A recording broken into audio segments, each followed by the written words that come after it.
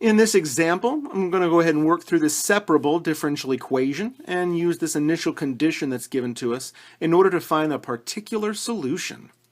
So if this is separable, then I need to go ahead and get my y's with my dy on one side and my x's with my dx on the other. So if we change this y prime to a dy dx, I can see pretty easily what I need to do here. I'm going to multiply both sides by dx, and I'm going to divide both sides by the y. So it looks like what I have now is 1 over y dy equals, looks like x times the sine of x squared dx.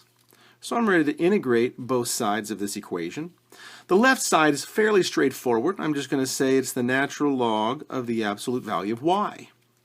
The right side here, I'm going to need to use a u substitution. So I could say that u is going to be this x squared. So du will be 2x dx, which means, of course, dx is du over 2x. Okay?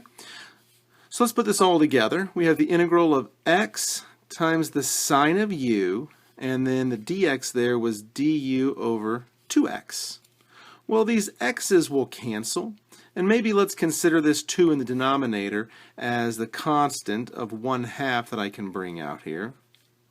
And I can say it's 1/2 the integral of sine u du, which that's not bad at all, because the integral of sine u is negative cosine u, and then we can go ahead and put our u back in. So this right side ends up being negative 1/2 cosine of x squared plus c.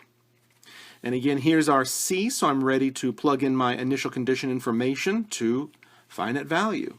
So my initial condition said y of 0 equals the square root of e, so that means that my x value is 0 and my y value is the square root of e. So let's go ahead and plug that stuff in. So y is the square root of e, and x was 0. So 0 squared, of course, is just 0. So here's what this looks like. I can rewrite this natural log of the absolute value of e, and I can say it's the natural log of e to the 1/2, which that 1/2 will come out as a coefficient, and the natural log of e is just 1. So I really have 1/2 equals negative 1/2 times the cosine of 0, which is 1, plus c.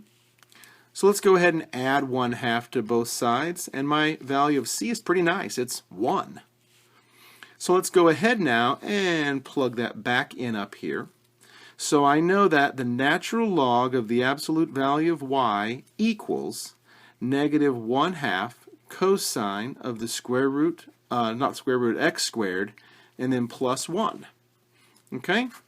So let's go ahead and write this in explicit form. I can raise each side of the equation as a power of e, so those will cancel, and my value of y will become e to the power of, and this whole thing is the exponent of e, so negative 1/2 cosine of x squared plus 1. And this will be the particular solution given that initial separable differential equation with its accompanying initial condition.